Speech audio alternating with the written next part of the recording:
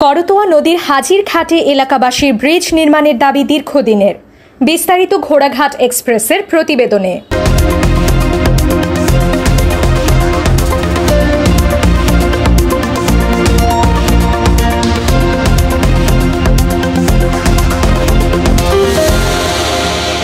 দিনাজপুরের ঘোড়াঘাট গাইবান্ধার পলাশবাড়ি কিশোরগাড়ি ইউনিয়নের সীমান্তবর্তী করতোয়া নদীর হাজির ঘাটে এলাকাবাসীর ব্রিজ নির্মাণের দাবি দীর্ঘদিনের।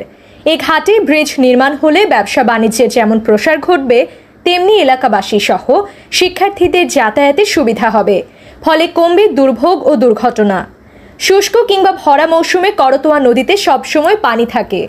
নদীর ওপর ব্রিজ না থাকায় এপার ওপারের 40 গ্রামের কয়েক হাজার লোকের একমাত্র পারাপারের ভরসা নৌকা।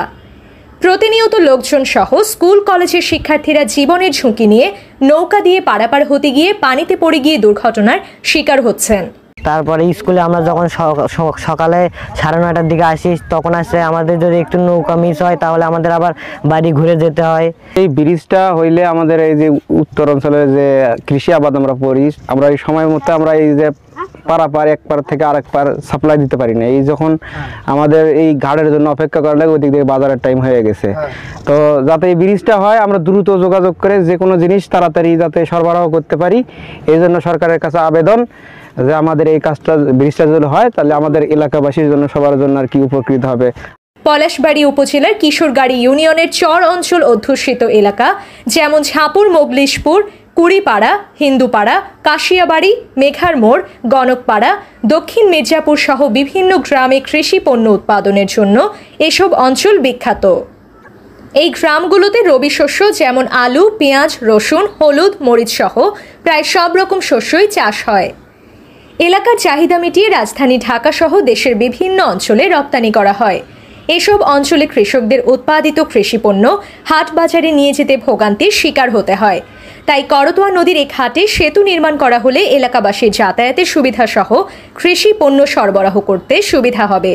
কাঁচামাল ব্যবসায়িক আমাদের এই সবজিগুলো সব নদীর ওই পারে উৎপাদন হয়, তো আমাদের মালামাল যাতায়াতের কারণে নৌকা ঠিকভাবে পায় না। কিশোরগাড়ি ইউনিয়ন এবং ঘোড়াঘাট পৌরসভা পাশাপাশি। কিশোরগাড়ি হচ্ছে ঘোড়াঘাট উপজেলার পার্শ্ববর্তী, মাঝখানে শুধু করতোয়া নদী। কিশোরগাড়ি বা পলাশবাড়ি উপজেলায় উৎপাদিত যে সমস্ত কৃষি পণ্য, এগুলো বিক্রি হয় ঘোড়াঘাট পৌরসভার মধ্যে।